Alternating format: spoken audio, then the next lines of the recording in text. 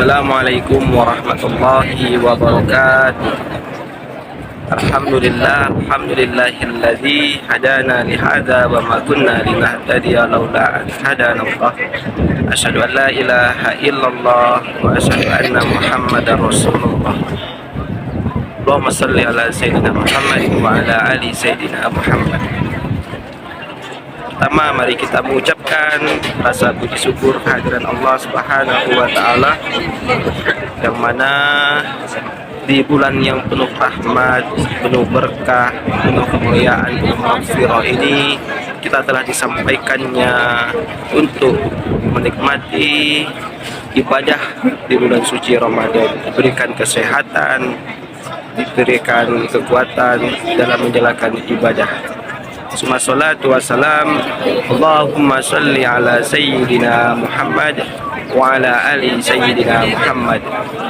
Semoga senantiasa kita diberikan syafaatnya oleh Nabi Muhammad SAW hingga yaumil qiyamah. Amin ya rabbal alamin. Pemirsa IAI Yasni TV yang berbahagia. Hai Sobat Yasni, bingung mau kuliah di mana? Mari bergabung bersama kami di IAI Yasni Bungo.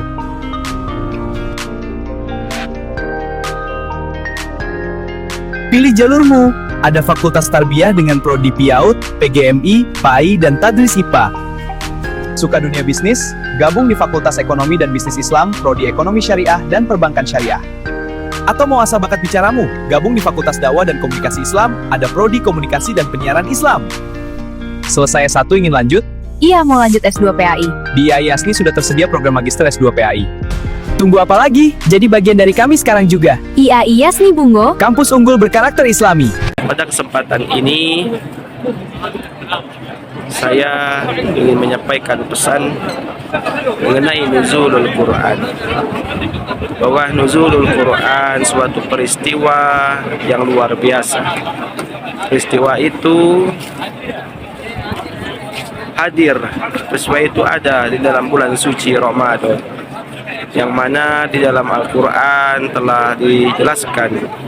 Al-Baqarah, surah Al-Baqarah ayat 185 dengan potongan ayatnya, A'udzubillahi minasyaitonirrajim, Bismillahirrahmanirrahim. Syahrul Ramadan allazi unzila fihi al-Qur'an hudal linnasi wa bayyinatin minal huda wal furqan. Bulan Ramadan, bulan di dalamnya diturunkannya Al-Quran, dijadikan sebagai petunjuk bagi manusia dan dijadikan petunjuk dan pembeda antara yang hak dan yang batil. Dalam Syekh An-Nawawi Al-Bantani menyebutkan bahwa turunnya Al-Quran dimulai dari Lauhul Mahfuz ke langit dunia, bahwa proses turunnya Al-Quran lebih kurang 22 tahun, 2 bulan, 22 hari. Jadi selama itu juga menurut saya An-Nawawi Bantani, bahwa selama turunnya Al-Quran, selama itu jugalah Nabi Muhammad SAW berdakwah. Jadi di sini sebelumnya saya ingin menyampaikan bahwa alhamdulillah sekarang kita saya berada di tempat yang sangat mulia, di tempat yang sangat mustajab, yaitu di tempat masjid terbesar, Masjidil Haram Makkah.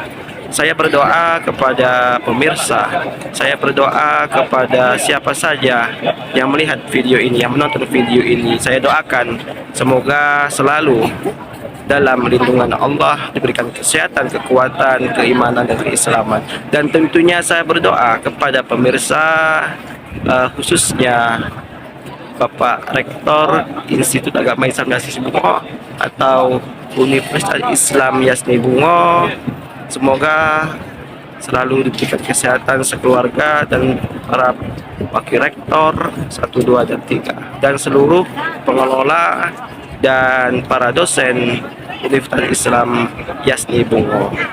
Saya berdoa kepada seluruh pemirsa yang mendengarkan, yang menonton video ini, saya doakan semoga bisa disegerakan, diberikan kesempatan, dipilih oleh Allah, dipanggil oleh Allah untuk datang ke tanah suci Mekah dan Madinah dan melakukan ibadah umroh ataupun haji. Allahumma amin.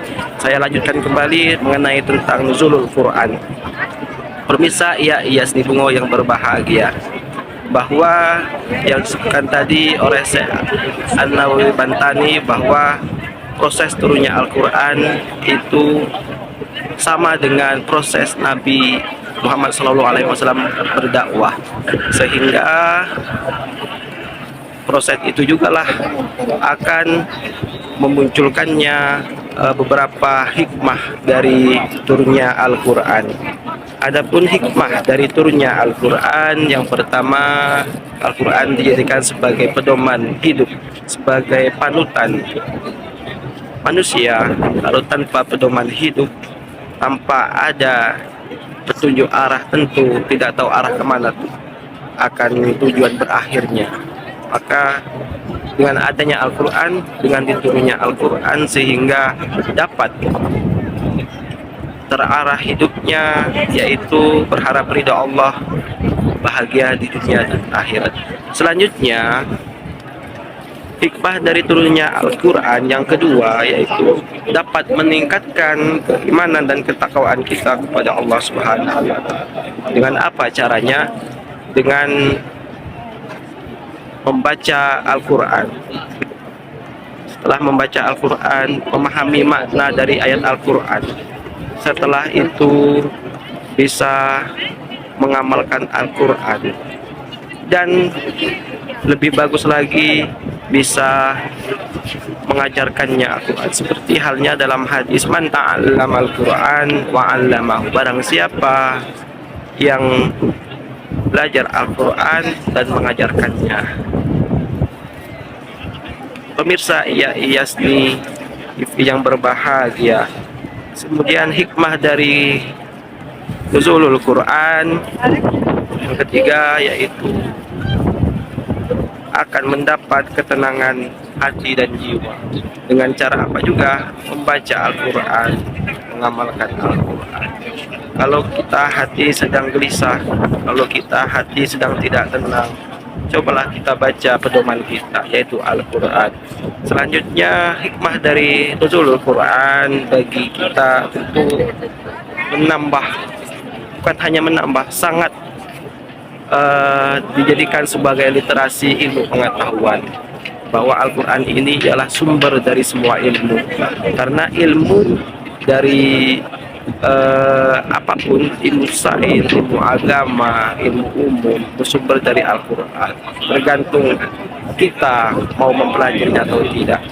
Selanjutnya, hikmah dari nuzulul Quran tentu ada keberkahan dan pengampunan dosa. Siapa yang mengamalkan Al-Quran, siapa yang dapat menghafal Al-Quran, maka jasadnya haram dimakan oleh tanah.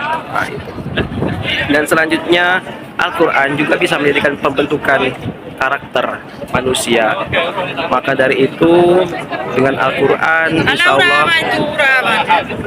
kita bisa membentuk kepribadian kita, akhlak kita seperti akhlak Al-Quran. Masya Allah.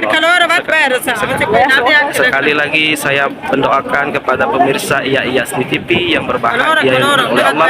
Semoga kita bisa sama-sama selalu bisa diberikan keridhaan, rahmat dari Allah Subhanahu wa Ta'ala. Dan saya doakan pemirsa semoga bisa berkunjung di tanah suci Mekah dan Madinah. Terima kasih, lebih kurangnya mohon maaf.